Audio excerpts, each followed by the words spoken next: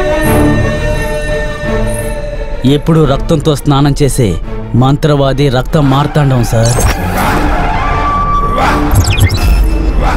మాజీ MLA Lingaiah sir. MLA లింగయ్యనా? అవును sir. Vikram chance కోసం తిరిగి తిరిగి బాగా అలిసిపోయాడు సార్. ఛాన్స్ దొరికినట్టే దొరికి మిస్ అవుతూ ఉండేది. అంతేకాదు సార్, వెళ్ళిన చోటల్లా అవమానపరిచి పంపించేవారు. అందుకని చాలా డిస్టర్బ్గా ఉండేవాడు సార్. వాడు హీరో అయితే నార్మల్గా మారిపోతాడని వాడి కోసం నేను ఒక కథ కూడా రెడీ చేశాను సార్. కానీ ప్రొడ్యూసర్ కోసం వెతుకుతూ ఉన్నాను సార్. అప్పుడే నాకు ఒకరు దొరికారు సార్. ఆహా మిత్రమా, ఏంట్రా ఇల్లు ఇంత అందంగా ఉంది? అంతఃపురంలో ఉంది కదూ?